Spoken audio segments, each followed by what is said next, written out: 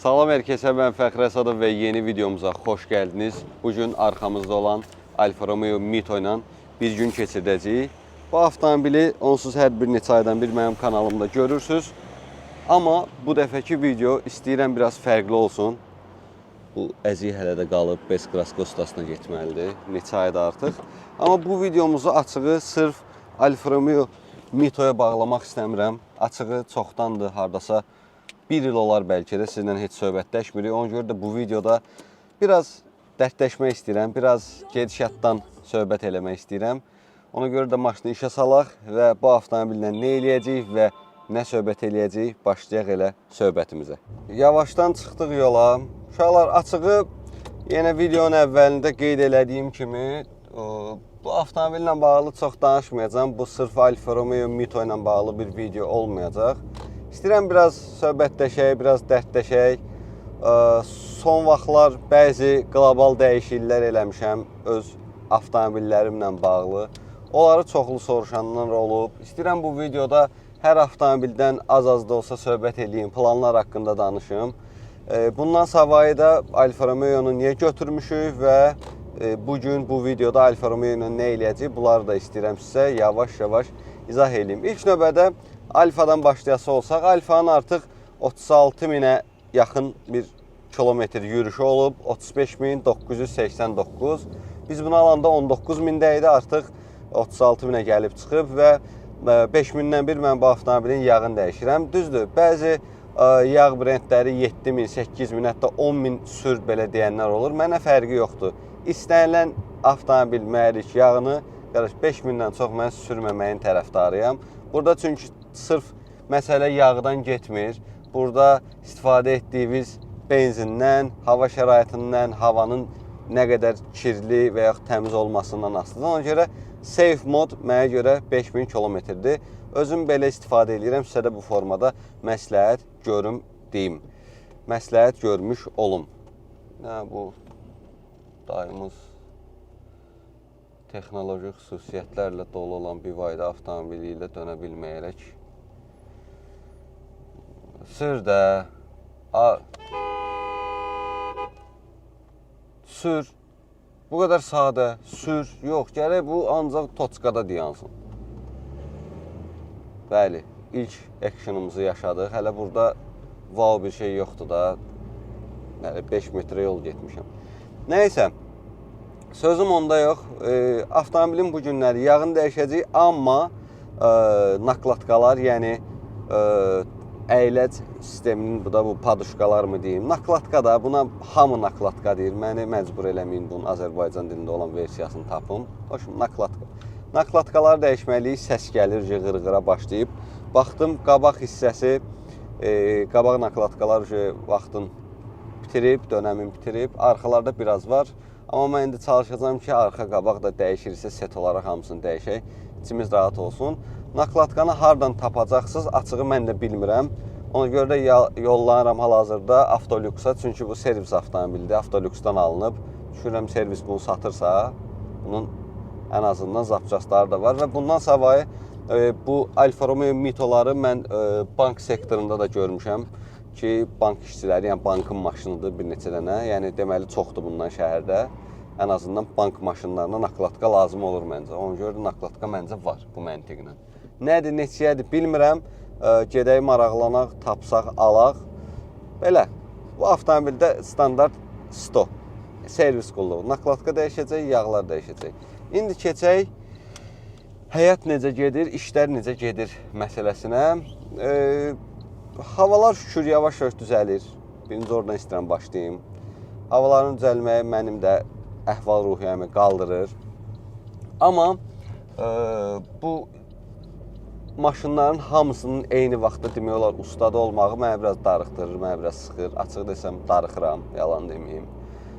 Çünki BMW M4 Prime Tuning'dədir. Sürtürlər, iş gedir. İlk videosu çox maraqla qarşılandı siz tərəfdən, çox yaxşı izləndi, çox yaxşı rəylər aldım. Düzdür, bir 20%, 10% insanlar dedi ki, heyf elədim maşını, nə bilim, bu rəng yaraşmayacaq ona falan. Valla, zövqlər müxtəlifdir, mən yaraşdırıram. Maşın da mənim olduğu üçün məncə nə istəsəm onu eləyə bilərəm bu məntiqlə. Sözüm onda yox. İndi onu sürtürlər, onun rəylənəsi, hazır olası hələ biraz vaxt var. M4-ü sürə bilmirik avtomatik olaraq. Mazda Sumqayıtdadır, Rövşən usta dədənin yanındadır. Rövşən də deyir ki, biraz da səbirli ol, biraz da səbirli ol. Artıq 2 aydan çoxdur, oradadır maşın. Amma deyir, nəticə möhtəşəm olacaq. Mən də oturmuşam, gözləyirəm. Bu dəqiqə, yəni Mazda bilirsiniz nədir? Bu Koroğlu dastanında bu qırat-dürat söhbəti var idi ki, Koroğlu 40 günmü dolmalı idi, qanatları çıxacaqdı atların. 39-cu gündə belə aradan çıxır, damdan baxır, görür ki, qanatlar əridi zad. Yəni, ona görə Mazdanı mən elə görürəm. Qoy qanadı falan nəyə çıxırsa tam hamısı çıxsın. 5-10 gündə artıq gözləyərik, problem yoxdur. Mazdada vəziyyət bu formadadır. Bir də qaldı Abarth. Abarthda əsas yoldaşım üçün mən o avtomobili almışam. Yoldaşım sürür deyə mən də çox açığı hər dəfə götürüb sürmək istəmirəm. Arada sürürəm təbii ki, məcbur olanda. Onun da avtomat korobkadır. 5-ci peredasiyada, 5-ci ötürmə hissəsində nəsə yiyilib, nə olub, nəsə olub. 40 min gedən maşının necə 5-ci peredasiya yanıb, onu da bilmirəm. Bildiyimi Abarth, hamı məndən əvvəlki sahibləri də basıb sürüb, mən də basıb sürürəm normal olaraq.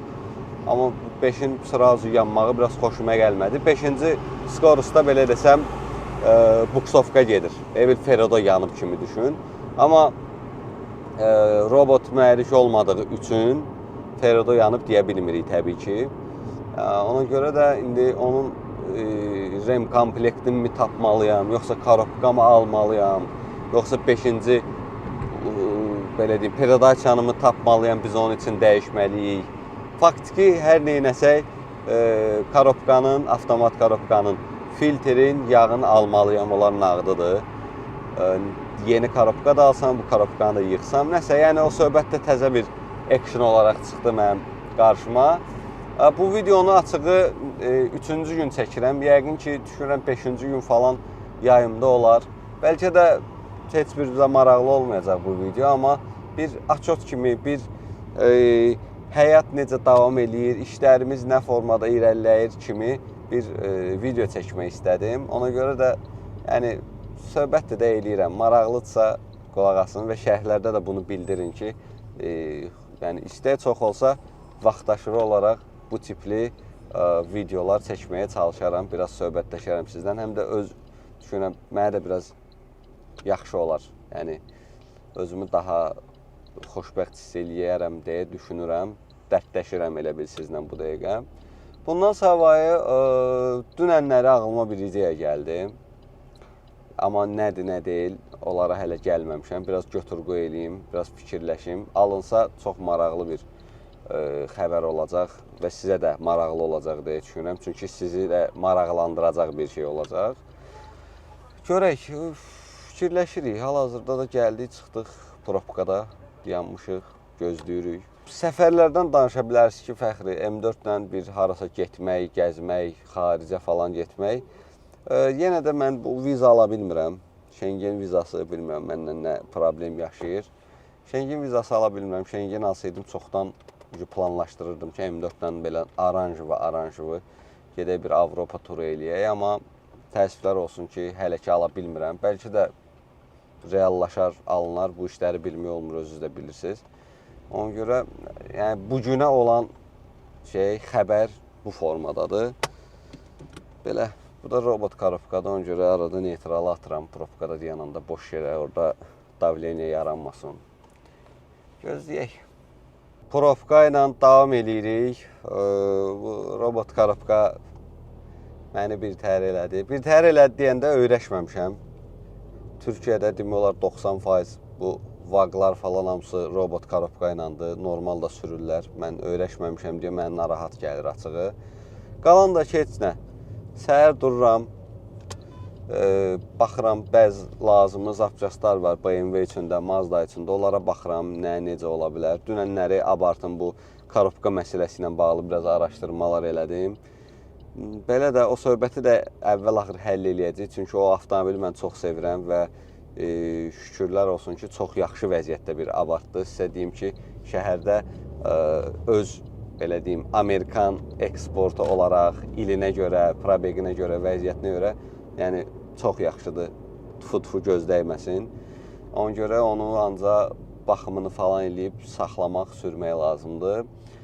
Belə, indi gedək görək Avtolüksdə vəziyyət nə yerdədir. Onsuz bir 40 dəqiqə sonra günorta yeməyindən qayıdacaqlar. Ona görə tələsmirəm, yavaş-yavaş gedirəm. Gedək görək, alınsa, əgər qiymət uyğun olsa, bu nakladkanın dəyişmə qiyməti, orada düşünürəm, dəyişdirərəm. Bir də vaxt söhbəti desələr, ver içəri dəyişək, dəyişdirəcəm. Yox, əgər uzansa söhbət, artıq alternativ yollardan istifadə eləyəcəyik. Ən pis halda özüm gedəcəm Hikmətin qarajında dəyişəcəm. Bu yaxınlarda Abardda da dəyişdik. Belə, görək də. Amma darıxıram uşaqlar, yəni yalan deməyim. Yəni, maşınlar, 2 dənə maşınım var özümün. İkisi də ustalardadır deyə. Ustalarda deyəndə üstündə iş gedir deyə maşın sısam, o biraz mənə darıxdırır. Stasın da vaxtı yoxdur. Stası güdürəm bəlkə, pavarotda tutacam onu ki, bu nəsə bir maraqlı bir incələmə falan çəkək. Çoxdandır video çəkmirik, yəni avtomobili incələməsi olaraq. Görək də, hal vəziyyət bu formadadır. Biz də gedirik. Deməli millət, yaxşı xəbər odur ki, qabaq nakladka var və bəxtimizə stokda cəmi bir dənə qalıb. Yəni, bir maşınlıq nakladka qalıb, onu da qardaşımız dərhal zəbt elədi. İndi 10 dəqiqə qalıb abedin qutarmağına. Vəsə, indi nə edirik? Plan nədir? Qabaq nakladkaları elə burada dəyişdirirəm. 125 manat nakladka özüdür, ancaq qabaq.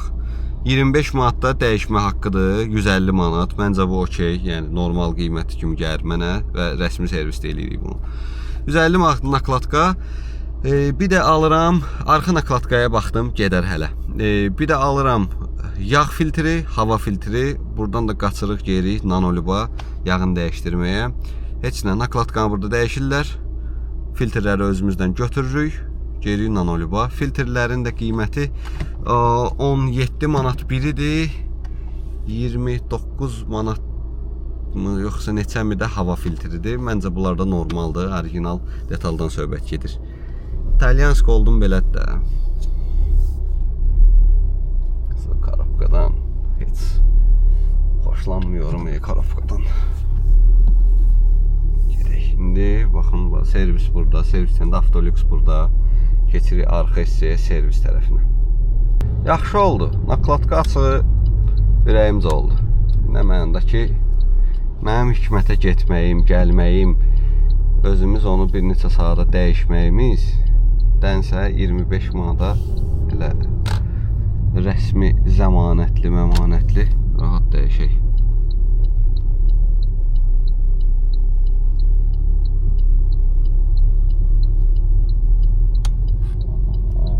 Görüm, aşağı, yuxarı, aşağı. Texniki xidmət mərkəzinə giriş. Gözəl, gözəl. Gəldik, keçək içəri.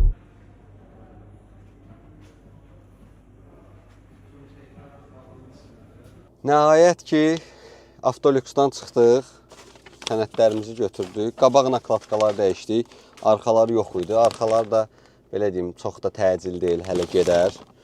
Bundan savayı yağ filtri götürdük bu formada, belə. Bir də hava filtri.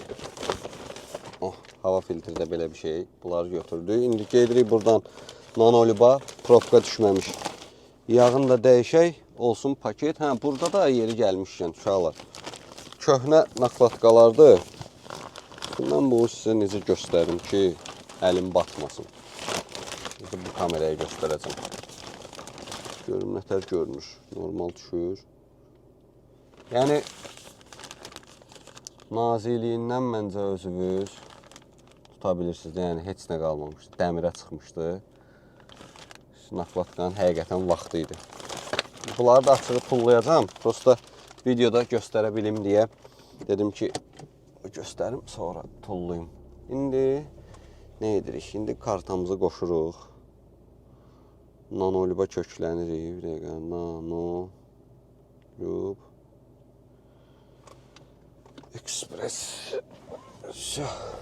Getdik. Yoruldum amma saat 2-yə qalırdı gəlmişdim. 5-ə qalır çıxdım. Biraz olaylar oldu. Nə olaylar?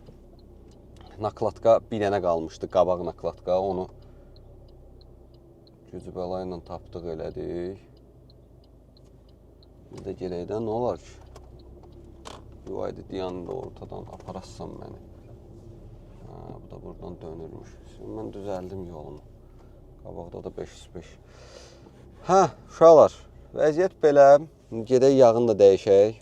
Oradan da görək başımıza nə gəlir. Müəllim, bax sənə səfər servisdən 5-lər gətirmişəm. Bizim motorumuz, bir dənə də qısaca keçən səfərdən nə var idi? Bizim burada kitabımız olmalı idi. Görüm, tapa bilirəm onu. Tullamayıblarsa, ümid edirəm ki, tullamayıblar. Bildimi? Bu. Kitabça onu bəs. Kitabça burada ola bilməz. Bilmiyorum. Nəsə onu tapmaq lazımdır. Nanolübdayıq gənclər. Motorxana bu formada. Hər dəfə deyirəm, yenə edirəm. Abartın motoruna eyni şeydir. 1.4 turbo, multi air. Bir dənə fərqi nədir? Hava filtrinin yeri vidi başqa cürdür. Yağ filtri abartda kağızdır, bunda dəmirdir. Müəllim də açır, sökür. Baxaq görək. Axıntı yoxdur. Xoşbəxt. Altı qurudu, düzdündür. Bunu açsınlar, daha dəqiq görə biləcək. Ona vaxtdakı kimi dəmiri qoyulur. Möhtəşəm. Bunlar xoşlayırlar da o linkin orasını yağlamağı. Yox. Yağ var mı? Var. Qapaq açsanda hava çəkib gələcək. Açaq bəlkə. Qapağın bir dənə aşağı yuxarıda. Yağın. Altı qurudur, şükür Allaha. Ən çox qorxduğum hissə karovka, robot karovka. Motor gəlmir. Şükür Allaha, buralarda sakitçilikdir. Göz dəyməsin, tfu. Buna nəsə olsa vəziyyət qəlizdir. Yaxşı sürsün. Kimdə görək, neyinirik.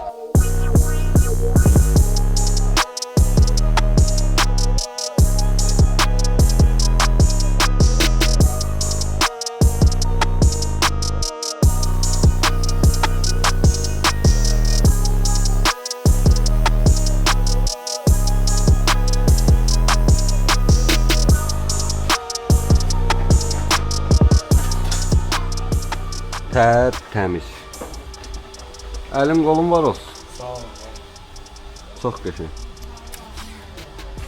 Urvina da baxaq, lazımdırsa əlavəmiz eləyək, lazım deyilsə bununla da paket.